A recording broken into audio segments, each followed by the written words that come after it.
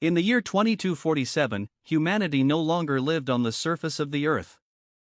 The land, once green and sprawling, had been swallowed by rising seas, endless storms, and poison air. For generations, people had descended beneath the waves, building cities in the deep, cradled by the oceans that had once threatened to destroy them.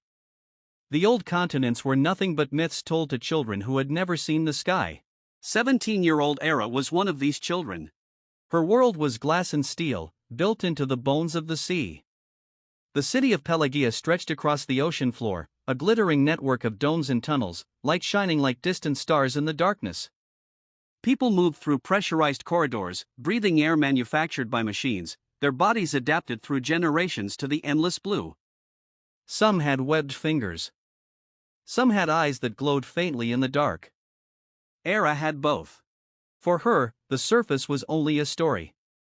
Her grandmother spoke of it sometimes, of sunlight, of forests, of birds.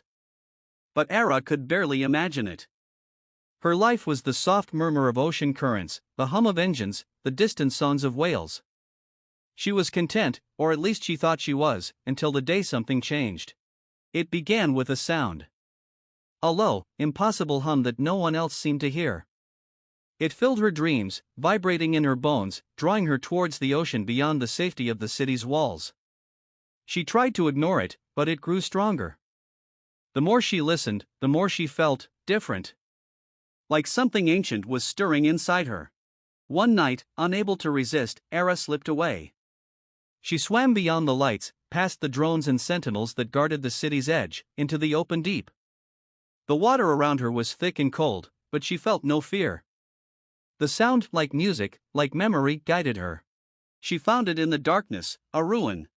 Not a ruin of stone or metal, but of something older, an ancient structure half buried in the silt, carved with symbols that pulsed faintly with light. The shapes were alien and familiar all at once. She reached out, her fingers brushing the stone, and the world around her shifted. Visions flooded her mind. She saw oceans as they once were, teeming with life, coral cities beyond imagining. She saw humanity's rise and fall on the surface, their slow retreat beneath the waves. But she saw something else too, the true story of their descent. The oceans had not merely risen by accident. The sea had called them. It had always been alive. Era awoke on the ocean floor hours later, gasping. She was changed.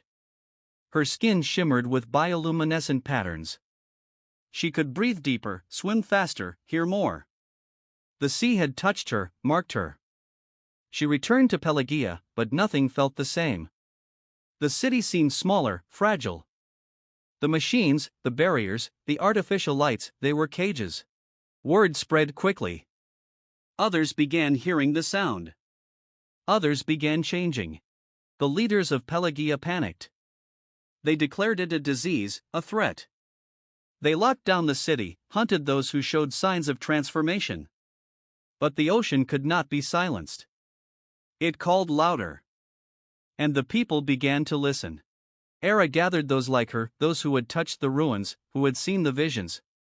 Together, they fled into the deep. They left behind the glass walls and artificial air. They learned to breathe water fully, to speak in clicks and songs, to feel the currents as language. They became something new. In time, the ocean gave them more. Memories that did not belong to any human mind. Knowledge written in coral and tide.